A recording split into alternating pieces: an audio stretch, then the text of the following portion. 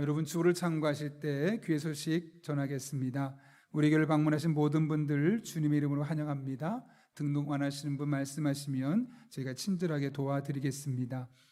말씀과 함께 철로 역정 진행 중에 있는데요. 이번 주일 토요일 지나고 나면 다음 주부터 이제 화요일에 출애굽기가 시작됩니다. 출애굽기 개론에 대한 강의를 주중에 올리도록 하겠습니다.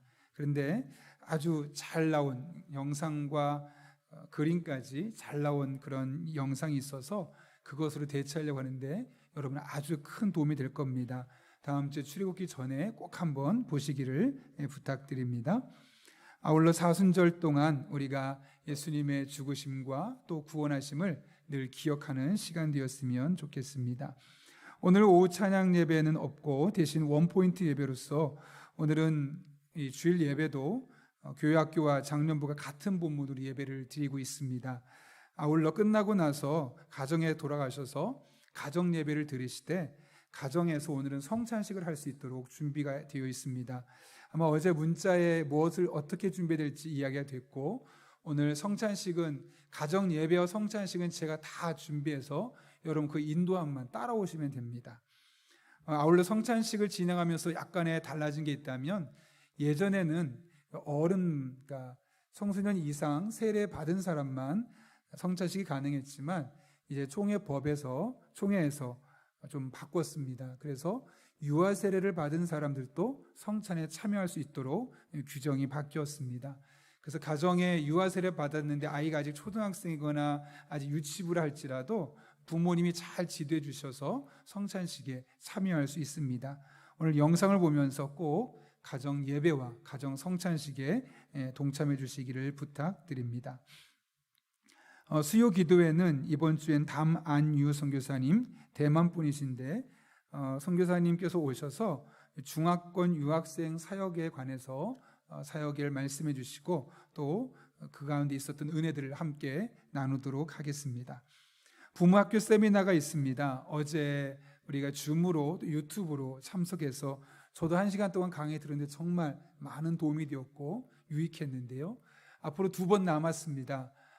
보다 더 많은 부모님들이 적극적으로 참여해 주셔서 정말 많은 도움을 받고 그래서 가정이 더욱더 단단하게 믿음을 세워줄 수 있기를 부탁드립니다.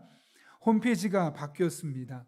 예전에는 큰 화면이든 작은 화면이든 홈페이지 전체로 나왔는데 이제 바뀌어서 여러분이 스마트폰을 쓰고 있으면 그 크기에 맞게 홈페이지가 변화가 되고 태블릿을 쓰고 있으면 태블릿에 맞게 또 노트북이나 컴퓨터를 쓰게 되면 컴퓨터에 맞게 이 홈 화면이 조금씩 변화가 되게 되어 있습니다. 특별히 아래쪽에 보면 버튼이 여러 개 있는데 그 버튼을 누르기만 하면 곧바로 주일 예배도 또 수요 기도회도 새벽 기도회도 중고등부도 아동부 유치부도 이 예배에 곧바로 들어갈 수 있도록 링크가 걸려 있습니다. 그래서 여러분들 홈페이지 자주 활용해 주셔서 홈페이지를 통해서 교회에서 올라가는 영상 자료들을 통해 은혜 받을 수 있었으면 합니다.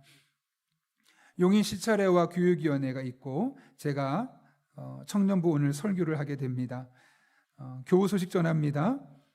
신민정 집사님 토요일마다 새벽에 늘 우리 기도를 위해서 반주하셨고 또 아동부에서 부부가 함께 교사로 봉사하셨었는데 디스크 협착을 인해서 어제 수술했고 감사하게도 수술이 잘 되었는데 오랫동안 지병으로 알아왔습니다. 쾌유를 위해서 또 함께 믿음의 공동체 안에 들어올 수 있기 위해서 기도해 주시기를 부탁드립니다. 마지막 결혼 광고 2개 있습니다. 오수인 양 권유미 권사님의 딸 수인 양의 결혼식이 토요일 1시 30분에 한국교회 100주년 기념관에서 있습니다. 교회에서는 11시에 차량이 출발하고 어울림 아파트 11시 15분에 경유해서 서울로 가도록 하겠습니다. 또 공대식 장로님 관영심 권사님의 아들 공대희군의 결혼식이 같은 날이죠. 오후 3시 30분에 고림동에 있는 페이지 웨딩홀에서 있습니다. 많은 분들 축복해 주시고 또 두 사람의 가정이 든든히 세워질 수 있도록 기도해 주시기를 부탁드립니다. 더 자세한 광고는 주부를 참고하시고 우리 함께 기도하고 하나님의 말씀 나누겠습니다. 거룩하신 아버지 하나님, 하나님의 말씀을 듣는 이 시간 우리의 마음의 문을 열어주시고 성령으로 충만케 하여 주셔서 내게 주시는 말씀으로 들려지는 복된 시간 되게 하여 주옵소서. 함께 하실 줄로 믿사옵고 예수님의 이름으로 기도하옵나이다. 아멘. 우리 한번 앞뒤 좌우에 있는 분에게 이렇게 인사하겠습니다. 우리는 한 가족입니다. 보고 싶었습니다. 인사하겠습니다.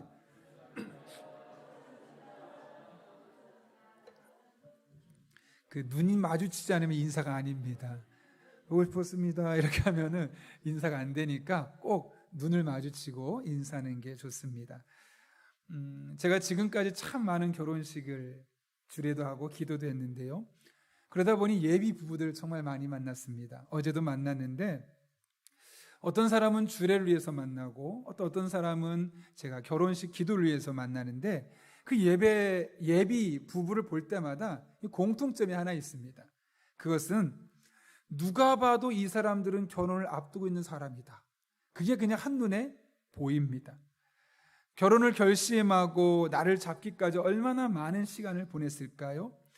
또 그 긴 시간 동안 두 사람 사이에 얼마나 끈끈한 사랑이 있었을까요? 이게 얼마나 끈끈한지 굳이 사랑해라고 표현하지 않아도 그냥 옆에만 있어 보여도 저 두 사람 사랑하고 결혼을 눈앞에 둔 사람 같구나 라는 게 그냥 눈에 선하게 들어옵니다.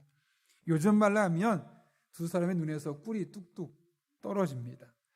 그런데 이것이 이상한 것이 아니라 지극히 자연스러운 것이죠. 사랑하면 사랑하는 게 드러나게 되어 있지 않겠습니까?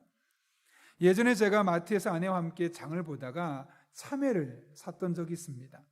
그런데 기왕 사는 거 좀 맛있는 참외를 샀으면 좋겠다라는 마음이 들어서 그 참외를 어떻게 할까 보다가 옆에 보니까 판매하는 분이 계셔서 어떤 참외가 맛있습니까? 라고 여쭈었더니 나름대로 아주머니가 갖고 계신 지식을 이런 참외가 맛있습니다 라고 하더니 마지막에 이렇게 말합니다. 그런데 가장 간단한 방법은 냄새 맡아보는 겁니다 라고 합니다. 그러면서 말하기를 당도가 높고 잘 익은 과일은 자연스럽게 달콤한 냄새가 나기 때문에 그렇습니다 라는 것이죠. 세상 이치가 그렇죠. 여러분, 우리 그리스도인들이 이 세상을 살아가면서 그리스도인이기 때문에 자연스럽게 드러나는, 자연스럽게 보여지는 것들은 과연 어떤 것들이 있을까요? 성경은 우리를 일컬어 다양한 모습으로 부릅니다. 어디에서는 성도라고 하고, 어디에서는 그리스도인이라고 하고, 또 어디에서는 하나님의 백성, 또 하나님의 자녀, 다양한 언어들로 우리를 정의하죠. 그런데 이 모든 단어의 특징이 있습니다. 그것은 바로 예수님을 나의 구주로 영접하고 하나님의 자녀가 된 사람들이를 부를 때 이런 용어들을 쓰고 있다는 것이죠. 여러분, 그렇다면 예수님을 나의 구주로 영접하고 하나님의 자녀가 된 우리들이 이 세상 속에서 있게 된다면 도대체 어떤 것이 자연스럽게 다른 사람들에게 보여져서 저 사람은 그리스도인다와 그리스도인 같아 라고 느낄 수 있을까요? 오늘 본문은 우리가 예수님을 믿음으로 인해 누리게 되는 하나님의 은혜와 축복이 무엇인지를 말씀하고 있죠. 그것이 무엇인지 두 가지로 이야기하는데 그 중에 첫 번째는 하나님과의 평강입니다. 1절 말씀 보면 이렇게 기록되어 있습니다. 우리 함께 같이 읽겠습니다. 시작. 그러므로 우리는 믿음으로 의롭다 하심을 받았으므로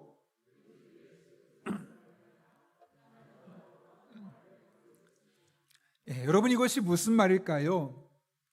구원받기 전에는, 예수님을 영접하기 전에는 하나님 안에서 우리가 평화를 누릴 수 없었다라는 것을 전제로 하고 있는 것이죠.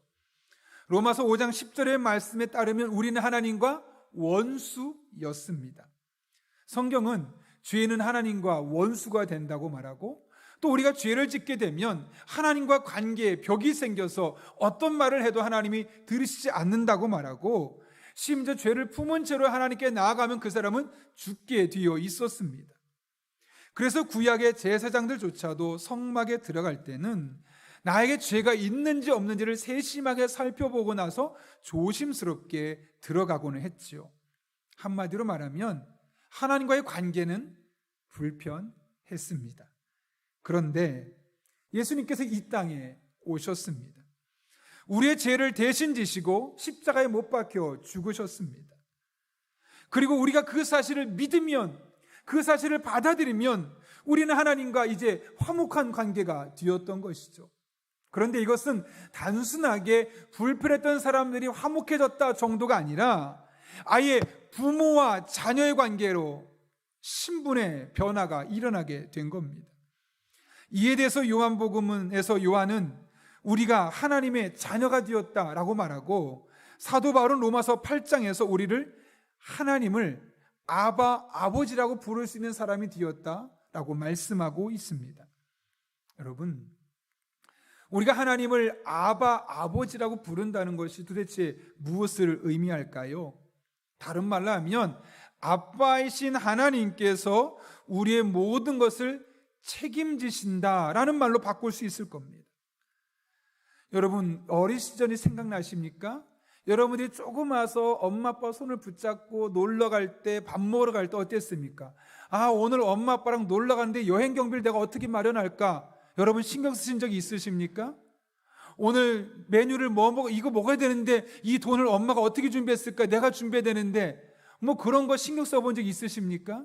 없지요. 그냥 부모님 따라가면 부모님이 알아서 책임지는 겁니다. 여행 코스도 짜고 먹을 것도 준비하고 그냥 그 부모님과 함께하면 되는 거죠. 염려할 것도 없고 걱정할 것도 없습니다. 왜냐하면 아빠가 지켜주고 아빠가 책임져 주시기 때문에 그런 겁니다. 그런데 성경은 선명하게 말합니다. 하나님께서 우리의 아버지라고요. 저희 아버지는 현재 80세고 어머니는 81세입니다. 시골에서는 보통 80세가 넘으면 본인이 농사 짓던 땅도 좀 젊은 사람들한테 도지로 주고 나중에 쌀을 좀 받고 있는 집 앞에 있는 자그마한 텃밭 정도 가꾸면서 경로당에 가서 대화하고 이렇게 시간을 보내는 것이 일반적입니다. 그런데 80이 넘은 저희 아버지와 어머니는 지금도 아침 일찍 일어나셔서 밤 늦게까지 일을 하십니다. 직접 그 커다란 트랙터로 땅을 갈고 그곳에 이양기로 벼를 심고 그리고 나서 농부라면 할 수 있는 모든 일들을 사시사철 거르지 않고 계속해서 일을 하십니다. 그리고 나서는 밤에 주무실 때마다 아이고 온몸이 아프셔서 그러면서도 그 다음날 일하면 또 아침 일찍부터 밤늦게까지 일하고 또 아이고 하시고, 어느 날은 동네 한 어르신께서 노인네가 뭘 그렇게 열심히 일하냐고 좀 쉬엄쉬엄 쉬면서 해 하고 핀잔을 주셨다고 하십니다. 그 말을 듣고 제가 끼어들었습니다. 아버지 맞아요. 이제 연세도 있고 그러시니까 좀 쉬엄쉬엄 하세요. 일 좀 줄이시고요. 그랬더니 아버지께서 이렇게 말씀하셨습니다. 나도 그러고 싶지. 근데 그럴 수 없어. 아버지는 네 작은 형이 죽을 때까지 살 수 있을 만큼 돈을 모아야 해 라고 말씀하시는 겁니다. 작은 형이 시각장애, 정신, 지체까지 중복장애를 앓다 보니까 경제활동을 할 수가 없는 겁니다. 쉽게 말하면 자기 힘으로 돈을 벌 수 없는 사람입니다. 더군다나 아버지와 어머니께서 보시기에 저희 형이 혼자 살아갈 것이 너무나 외로워 보이니까 결혼을 시키셨는데 마찬가지로 저희 형수님도 장애가 있으십니다. 아버지나 어머니가 세상을 떠나게 되면 이 두 사람이 어떻게 살까 이 걱정에 하루도 눈을 제대로 못 붙이고 아침 일찍 일어나서 밤늦게까지 이 두 사람이 죽을 때까지 쓸 수 있는 것을 조금이라도 모으려고 그렇게 노력하는 것이죠. 집이 너무 허름해서 좀 집 좀 고치자고 해도 그 돈 아껴야 된다고 쓰지 않는 분들이 저희 부모님이십니다. 왜 그러실까요? 내가 낳은 아들의 인생, 내 아들이니까 내가 책임져야지. 여러분, 이게 부모의 마음 아니겠습니까? 근데 성경은 하나님께서 우리의 아버지가 되신다고 말씀하고 있는 겁니다. 심지어 우리를 아들로, 딸로 삼으시기 위해서 먼저 하나밖에 없던 아들 예수 그리스도 그분을 십자가에 못 박히게 하는데 전혀 주저함이 없으셨습니다. 그 하나님께서 당연히 우리의 인생을 끝까지 책임지시지 않겠습니까? 이 땅에 살아있는 동안, 아니 요한계시록을 보게 되면 이 땅을 떠나 천국에 가는 그곳에서도 하나님은 우리를 하나님의 자녀로 삼아주시고 우리가 하나님의 백성이 된다고 분명히 말씀하고 계십니다. 이 하나님의 책임지시는 사랑에 대해서 이사야는 이사야 43장에서 이렇게 말씀합니다. 야곱아, 너를 창조하신 여호와께서 지금 말씀하시느니라. 이스라엘아, 너를 지으신 이가 말씀하시느니라. 너는 두려워하지 말라. 이게 무슨 말일까요? 두려워하고 있었다는 거죠. 앞날에 대해서, 미래에 대해서 걱정하고 근심하고 있었다는 것이죠. 하나님 말씀합니다. 두려워하고 있는 너는 더 이상 두려워하지 마. 왜요? 내가 너를 구속하였고 내가 너를 지명하여 불렀나니 너는 내 것이야. 네가 물 가운데로 지날 때 내가 너와 함께 할 거야. 강을 건널 때 물이 너를 침몰하지 못할 것이며 내가 물 가운데로 불 가운데로 지날 때 타지도 아니할 것이요 불꽃이 너를 사르지도 못할 것이다. 이것이 우리를 향한 하나님의 사랑의 고백입니다. 그런데 하나님은 그것만으로 성이 안 차신 것 같습니다. 이사야 49장에서 다시 이렇게 고백합니다. 여러분이 같이 한번 읽겠습니다. 시작. 여인이 어찌 그 젖 먹는 자식을 잊겠으며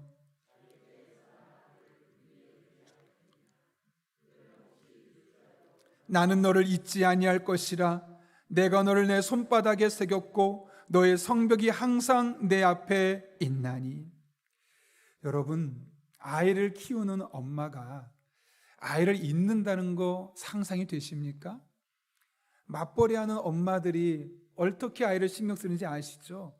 직장에 가서 열심히 일하다가도 우리 아이 지금 어린이집에 잘 있을까? 혹은 우리 아이 할머니랑 잘 지내고 있을까? 몸은 회사에 가 있지만 항상 머리는 관심은 아이에게 가 있는 것이 부모의 마음, 특별히 엄마의 마음입니다.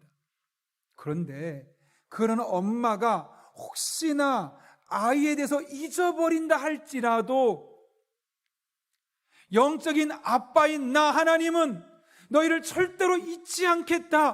혹시나 잊을까봐 손에 쓰는 것이 아니라 손에 새겨놓고 있겠다 라고 말씀하고 있는 겁니다.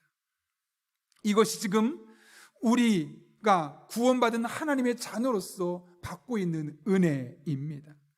여러분, 이 하나님의 책임져 주시는 은혜가 바로 여러분을 위한 것임을 믿으십니까?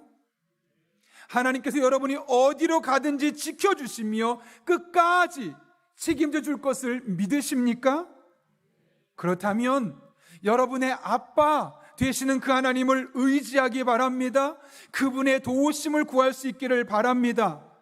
여러분의 아빠, 아버지께서 여러분의 인생을 반드시 책임져 주실 것입니다. 왜 아빠를 아빠라 부르지 못하고 왜 아빠의 도움받는 것을 불편해 하십니까? 하나님은 우리의 아빠, 아버지이십니다. 그러므로 여러분의 삶에 큰 일이 있든 작은 일이 있든 늘 아빠 되신 하나님 앞에 그 문제를 가지고 가는 여러분 될 수 있기를 바랍니다. 그럴 때 우리는 진정한 구원의 은혜, 예수 믿는 사람만 경험할 수 있는 그 아빠 되신 하나님 앞에 누릴 수 있는 참 평안함을 여러분의 삶에서 경험하게 될 것입니다. 여러분 한 분 한 분이 아빠, 아버지 안에서 이 은혜를 누리며 살아갈 수 있기를 예수님의 이름으로 축원합니다. 이어지는 말씀을 통해 우리는 예수님을 믿음으로 인해 누리는 두 번째 은혜와 축복이 무엇인지를 깨닫게 됩니다. 그것이 무엇이냐면 환난 중에도 즐겁다고 말할 수 있는 영적인 자신감입니다. 오늘 본문 3절과 4절 말씀 함께 읽겠습니다. 시작. 다만 이뿐 아니라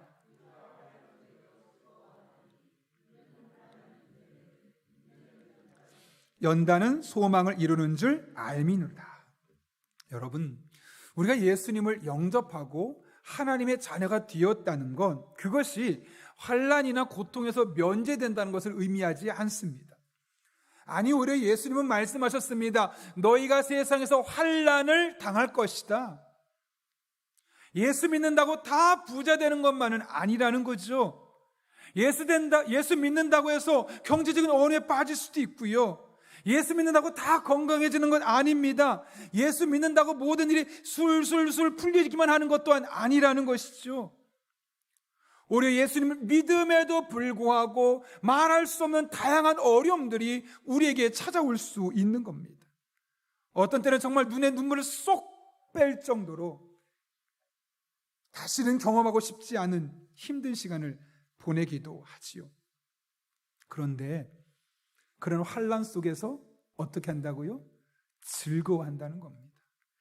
여러분, 이런 환난 속에서 우리가 어떻게 즐거워할 수 있겠습니까? 예수 믿고 구원받은 우리에게 찾아오는 환난은 그 목적이 있기 때문에 그렇습니다. 그것이 무엇일까요?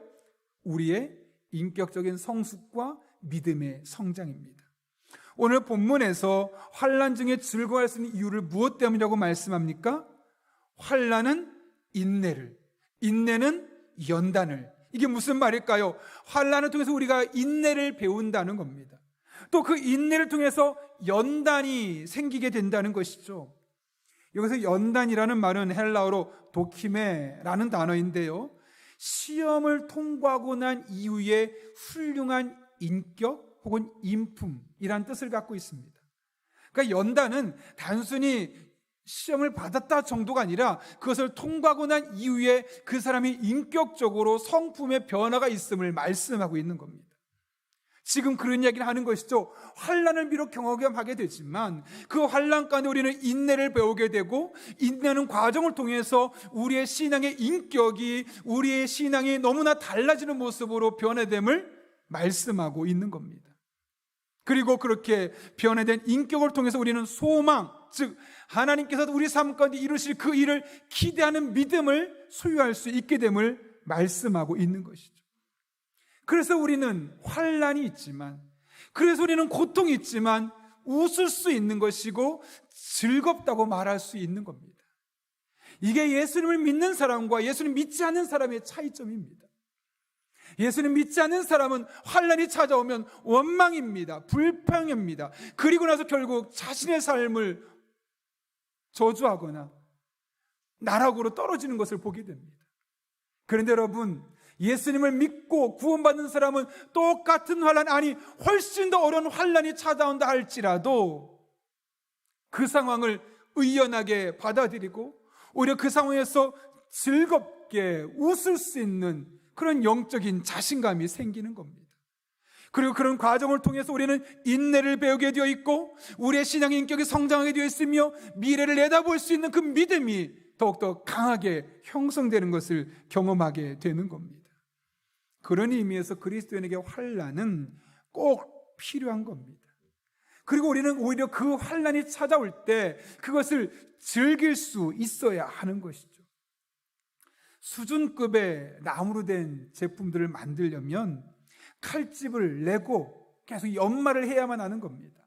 마찬가지입니다. 우리 한 사람 한 사람도 하나님이 쓰실 만한 그런 수준급의 인격과 성품을 함양하기 위해서는 환난을 통해서 깎아내고 연마해내는 그런 과정이 필수적으로 수반될 수밖에 없는 겁니다.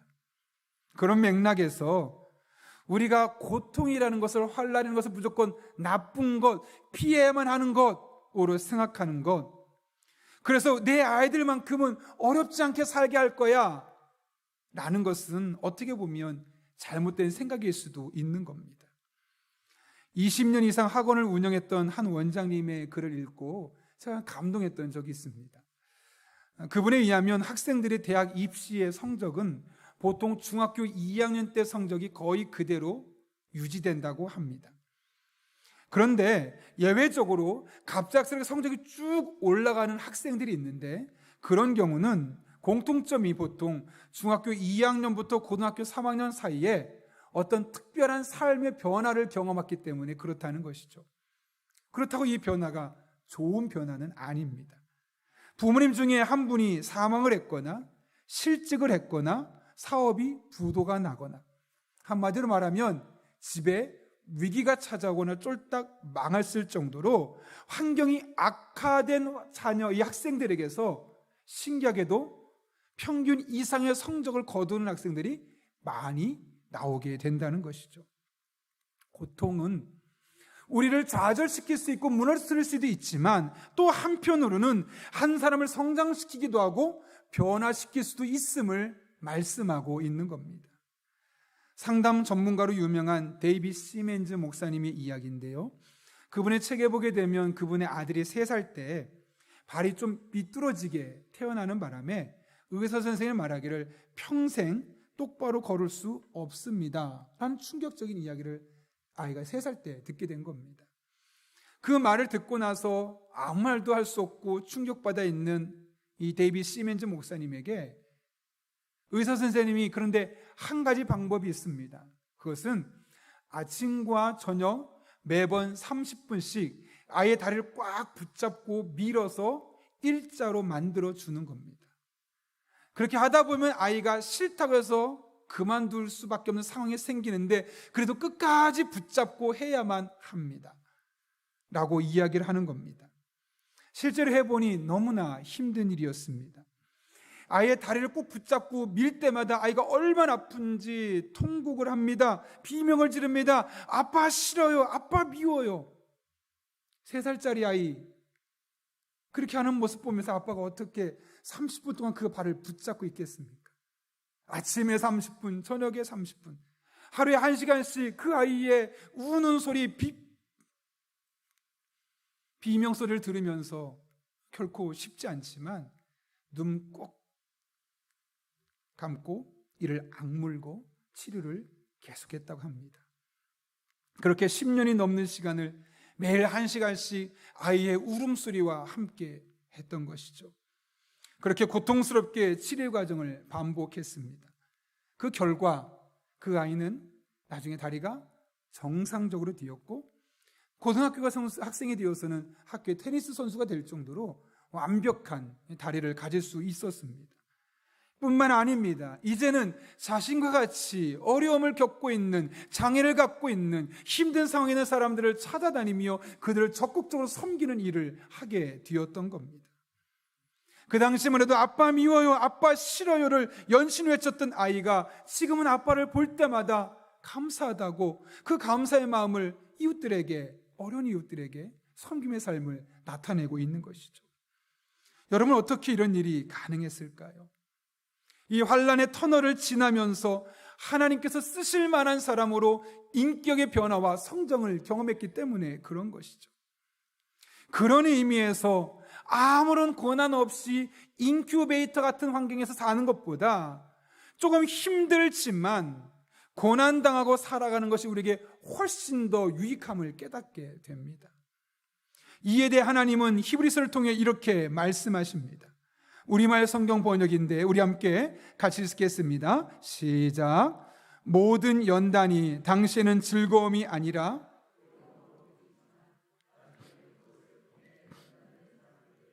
의로운 평화의 열매를 맺게 합니다.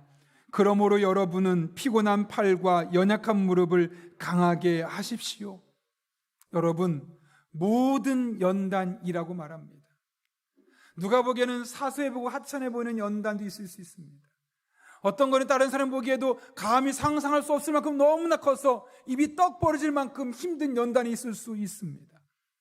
이 모든 연단은 크기와 상관없이 당사자에게 있어서 괴로움일 수밖에 없습니다. 빨리 피할 수밖에 없습니다. 그런데 여러분, 이 모든 연단의 목적이 어디에 있습니까? 열매에 있습니다. 그 고난 자체가 목적이 아니라 그 고난을 통과한 뒤에 나타나게 될 그 열매가 목적임을 지금 말씀하고 있는 것 아니겠습니까? 그러므로 여러분이 어떤 환난에 처해 있든 그것 때문에 무너지지 마십시오. 넘어지지 마십시오. 오히려 오늘 말씀처럼 여러분의 피곤한 팔, 연약한 무릎 다시 펴고 다시 일어서서 환난에 담대하게 맞서십시오. 그리고 그 고난의 과정을 통과한 후에 멋지게 성장했고 변했을 여러분의 모습을 바라보며 현재 고난의 상황을 즐겨보십시오. 이것이 바로 믿음을 가진, 예수님을 구주로 고백한 하나님의 자녀가 된 사람들이 가져야 될 고난에 대한 삶의 태도입니다. 그럴 때 여러분은 환난 중에서도 즐거워하고 있는 여러분의 모습을 발견하게 될 것입니다. 그리고 머지않은 시기에 여러분의 삶에 놀라운 열매를 허락하시는 이 하나님의 은혜를 경험하게 될 것입니다. 그렇게 환난 중에 즐거워하며 소망을 이루는 저와 여러분 될 수 있기를 예수님의 이름으로 축원합니다. 함께 기도하겠습니다. 이 시간 기도할 때 오늘 말씀을 기억하며 우리가 기도하겠습니다. 우리가 구원받은 자로서 마땅히 누려야 할 것들을 누릴 수 있게 해달라고, 이를 위해서는 아빠, 아버지의 책임져 주시는 삶을 늘 의지하며 살아갈 수 있게 해달라고, 그리고 그 아빠, 아버지와 더 깊은 영적인 교제를 이룰 수 있게 해달라고 기도합니다. 한 걸음 나아가서 구원받은 자에게만 주시는 영적인 성숙의 기회인 고난을 즐겁게 바라볼 수 있게 해달라고 기도합니다. 현재 눈앞에 보이는 현상 때문에 슬퍼하고 좌절하고 낙심할 것이 아니라 오히려 하나님 주신 열매를 바라보고 믿음으로 살아가며 즐겁게 고난을 받아볼 수 있는 그 영적인 자신감이 우리에게 있게 해달라고 하나님의 은혜를 삼으며 우리 한 1, 2분 정도 간절한 마음으로 함께 기도하겠습니다. 거룩하신 아버지 하나님, 오늘도 우리를 주님 전에 불러주시고 귀한 말씀 붙들고 함께 기도하게 하신 은혜 진심으로 감사를 드립니다. 예수님을 믿는 자로서 우리에게 마땅히 나타날 것이 아빠 아버지신 하나님을 붙들고 그분과 함께 평안한 삶을 우리가 보여주는 건데, 우리가 그 아빠이신 하나님의 책임져 주심을 늘 의지하고 늘 바라보고 늘 그분과 동행하는 삶을 살아갈 수 있는 하나님의 사람들 되게 하여 주옵소서. 구원받은 자에게 주시는 영적인 성숙의 기회인 고난을 앞에 보이는 상황만 바라보고 낙심할 것이 아니라 하나님 주신 열매를 바라보며 믿음으로 살게 해주시고 그 고난을 즐겁게 바라볼 수 있는 영적인 자신감이 우리에게 임하게 하여 주옵소서. 그렇게 하나님 나라에서 귀하게 쓰임받는 주의 종들 되게 도와주셔서 지금은 비록 어렵지만, 지금은 비록 고난 가운데 있지만, 지금은 비록 답답한 심정 가운데 있지만 하나님 주시는 은혜로 이 모든 것을 이겨내게 하시고 극복하게 하시고 하나님께 영광을 드릴 수 있는 그런 믿음의 사람들 될 수 있도록 하나님 아버지 은총을 더하여 주옵소서. 이 한 주 동안, 아니 이 46기간 동안 이 하나님의 은혜를 풍성하게 경험하기를 원합니다. 우리 성도 한 분 한 분 늘 성령으로 충만한 가운데 주님과 동행하며 아빠 아버지신 하나님의 돌보심과 고난 가운데 주실 하나님의 열매를 바라보며 아버지 하나님 믿음으로 모든 것을 이겨낼 수 있도록 하나님 아버지 은총을 더하여 주옵소서. 하나님만을 바라보며 의지하며 믿음으로 나아가기 원합니다. 주님께서 친히 함께하여 주셔서 우리의 삶이 놀라운 변화를 경험하게 하여 주옵소서. 거룩하신 아버지 하나님, 오늘도 우리를 주님 전에 불러주시고 귀한 말씀을 통하여 이 한 주를 어떻게 살아야 할지를 깨닫게 하신 은혜 진심으로 감사를 드립니다. 구원받은 하나님의 자녀들로서 아빠 아버지의 책임져 주심을 늘 기대하고 늘 의지하며 하루하루 믿음으로 살아가는 주의 종들 되게 하여 주옵소서. 뿐만 아니라 구원받은 자만 경험할 수 있는 영적 성숙의 기회인 고난을 즐겁게 바라볼 수 있는 영적인 자신감이 있게 하여 주옵소서. 이를 위해 현재 상황만 바라보는 것이 아니라 이 모든 고난이 끝나고 난 뒤에 주어질 하나님이 주실 그 열매를 바라보고 믿음으로 하루하루 버티고 견디고 마침내 승리하는 주의 종들 되게 하여 주옵소서. 함께 하실 줄로 믿사옵고 예수님의 이름으로 기도하옵나이다. 아멘.